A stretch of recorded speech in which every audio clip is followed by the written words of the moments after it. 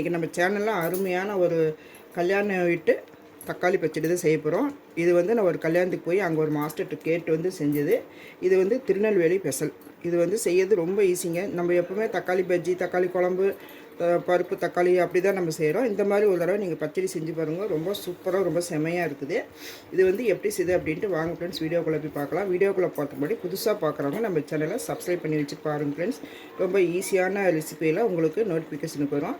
அப்படியே பக்கத்தில் இருக்கிற ஆல் ஆப்ஷனை ஆன் பண்ண மறந்துடாதீங்க. அதுக்கு முன்னாடி நம்ம செய்கிற சமையல் நல்லா இருக்கணும் அப்படின்னு நினச்சிங்கனாக்கா கொஞ்சம் லவ்வோட, அன்போட கேர் எடுத்து செய்யுங்க. ரொம்ப சூப்பராக வரும் நீங்கள் செய்கிற சமையலுமே.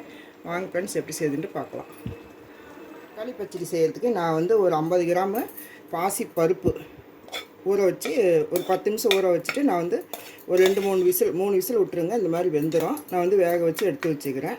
இதுக்கு வந்து தாளிக்கிறதுக்கு பார்த்திங்கனாக்கா ஒரு 150 கிராம் சின்ன வெங்காயம், 150 கிராம் சின்ன வெங்காயம் எடுத்து இந்த மாதிரி 1-2 கட் பண்ணி வச்சுக்கிறேன். ஒரு 4 பச்சை மிளகா, கொஞ்சம் கருவேப்பிலை, ஒரு 4 பல் பூண்டு இந்த மாதிரி வந்து ரவுண்டாக நான் கட் பண்ணி வச்சுக்கிறேன்.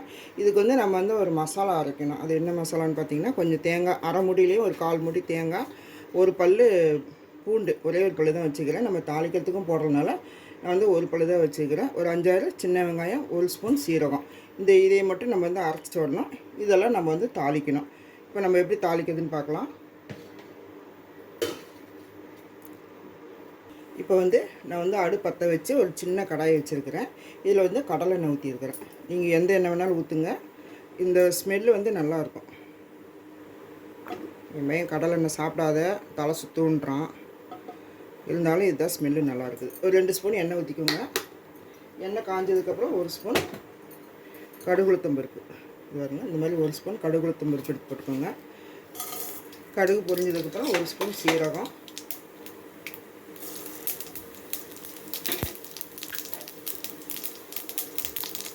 கடுகு போடும்போது எப்போவுமே அடுப்பு வந்து சிம்மில் வச்சுக்கோங்க. அப்போ தான் உங்கள் மேலே தெரிக்காது. இப்போ நம்ம வந்து கட் பண்ணி வச்சுக்கிற இந்த வெங்காயம், பச்சை மிளகா, இந்த பூண்டு எல்லாத்தையும் ஒன்றாவே நம்ம போட்டுருவோம். இது வந்து இப்படி நல்லா வதக்கி விடுங்க.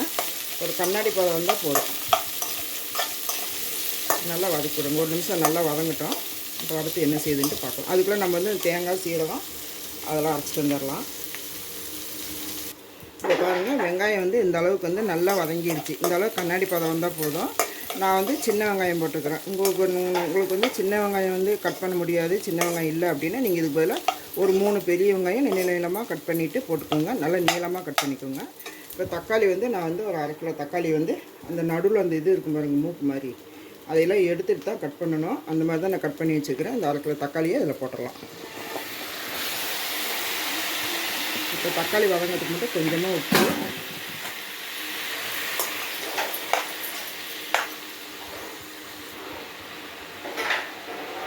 தக்காளி வதங்க மட்டும்தான் கொஞ்சமாக போட்டுக்கோங்க. அப்புறம் மறுபடியும் நம்ம செக் பண்ணி பார்த்துட்டு மறுபடியும் வேணால் நம்ம போட்டுக்கலாம். இப்போ இது கூட வந்து கொஞ்சம் மஞ்சத்தூள், இது ஒரு தடவை செஞ்சு பாருங்கள், ரொம்ப சூப்பராக இருக்கும். இது வந்து சைட் டிஷ்க்கு ரொம்ப நல்லாயிருக்கும். ஒரு 1/2 ஸ்பூன் மஞ்சத்தூள் போட்டுருக்குறேன். இது வந்து வெறும் மிளகாத்தூள் ஒரு 2 ஸ்பூன் போடுறேன். போட்டு நல்லா கலந்து விட்டுட்டு தண்ணியில் ஊற்றாமல் அப்படியே கொஞ்ச நேரம் மீடியம் ஃப்ளேமில் வைங்க. இதில் இருக்கிற தண்ணியெல்லாம் வெளியில் வந்துடும். அதுக்கப்புறம் நம்ம என்ன செய்யுதுன்ட்டு பார்க்கலாம். தேங்காய் அரைக்கும் போது தண்ணி ஊற்றாமல் கொரப்பாக அரைச்சிட்டு வாங்க. இது ரொம்ப சூப்பராக இருக்குங்க. தோசைக்கு நல்லாயிருக்கும், சப்பாத்திக்கும் நம்ம வச்சுக்கலாம். சாதம், தயிர் சாதம், ரசம் சாதம், இது மாதிரி எல்லாத்துக்குமே இது வந்து சூட் ஆகும். இந்த தக்காளி பச்சடி இது ரொம்ப நல்லாவும் இருக்கும். இந்த மாதிரி ஒரு தடவை செஞ்சு பாருங்கள். இது வந்து 1 நிமிஷம் நல்லா வதங்கட்டும். இப்போ பாருங்கள், நான் வந்து சிம்மில் வச்சு வேக வச்சிட்ருக்கிறேன். இப்போ இதில் தக்காளியிலே எவ்வளோ தண்ணி வந்துருக்குதுன்னு பாருங்கள். இது வந்து இப்போ நம்ம கொஞ்சமாக தண்ணி ஊற்றிட்டு கொஞ்சம் மீடியம் ஃப்ளேமில் வச்சு நல்லா வேக வச்சிடலாம். கொஞ்சம் ஒரு 1/2 டம்ளர் தண்ணி ஊற்றிக்கோங்க. ஒரு 1/2 டம்ளர் தண்ணி எடுத்து வச்சுக்கிறேன். இதை ஊற்றிடலாம். ஊற்றிட்டு அடுப்பு கொஞ்சம் மீடியமாக வச்சிங்கனாக்கா நல்லா வெந்துடும். இன்னொரு 5 நிமிஷம் வேகட்டும். அதுக்கப்புறம் நம்ம வேக வச்ச பருப்பு, அரைச்ச தேங்காய், கொத்தமல்லி எல்லாம் போட்டலாம். இது 1 நிமிஷம் நல்லா வேகட்டும். இப்போ பாருங்கள், தக்காளி வந்து நல்லா வதங்கிடுச்சு. இந்த மாதிரி தக்காளி வந்து கரையிற அளவுக்கு நீங்கள் நல்லா வேக வச்சுக்கோங்க. அப்படி உங்களுக்கு அவசரம் சீக்கிரமாக நமக்கு டைம் ஆகிடுச்சு சீக்கிரமாக செய்யணும் அப்படின்னா நம்ம இந்த பருப்பு கடையில் இருக்குது பாருங்கள் அதை வச்சு இப்படி கடைஞ்சிங்கன்னா கூட கொஞ்சம் கெட்டியாயிடும். இப்போ இது கூட வந்து நம்ம வந்து இந்த பாசிப்பருப்பு வேக வச்சுருக்கிறோம் பாருங்கள், ஒரு 50 கிராம் பாசிப்பருப்பு. இது 50 கிராம் எப்படி எங்களுக்கு அளவு தெரியும் அப்படின்னு பார்த்தீங்கன்னாக்கா, நம்ம சின்ன டம்ளரில் டீ குடிக்கிற டம்ளரில் ஒரு 1/2 டம்ளர் போடுங்க. போட்டு இது நல்லா கலந்து விடுங்க. சூப்பராக இருக்குங்க இந்த பச்சடி, மிஸ் பண்ணாமல் செய்யுங்க. எல்லாத்தையுமே நான் போட்டுக்கிறேன். என் பேத்தி கொஞ்சம் சாப்பிடுவா, வந்தனா கொஞ்சம் வச்சிடலாமா சார்? ஆமாம், பருப்பு வேக வச்சு கொடுத்தா என் பேத்திக்கு ரொம்ப பிடிக்கும். இது கூட வந்து நம்ம அரைச்சி வச்சுக்கிற அந்த அரைக்கல பொடி கரகரப்பாக அரைச்சிக்கிறது, இந்த தேங்காய் இந்த மாதிரி தண்ணி ஊற்றாமல் கரகரப்பாக அரைச்சிக்கோங்க. இந்த பேஸ்ட்டு கொஞ்சம் இது கொஞ்சம் போட்டுக்கலாம், தேங்காய் துருவல்.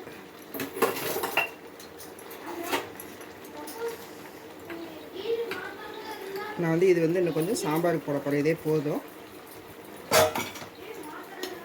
கொஞ்சமாக தண்ணி ஊற்றிக்கோங்க,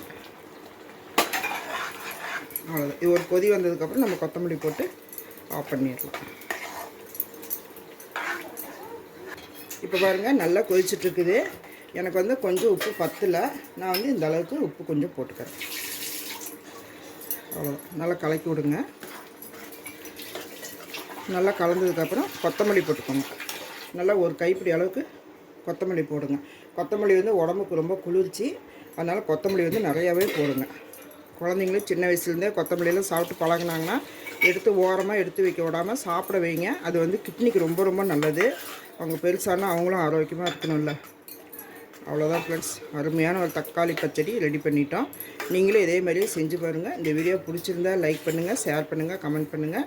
உங்கள் ஃப்ரெண்ட்ஸுங்களுக்கு ஷேர் பண்ணுங்கள். ஃப்ரெண்ட்ஸுங்களுக்கு ஃபேமிலி மெம்பர்ஸ்க்கெலாம் ஷேர் பண்ணுங்கள். மீண்டும் அடுத்த ஒரு நல்ல வீடியோவில் சந்திப்போம். நன்றி, வணக்கம்.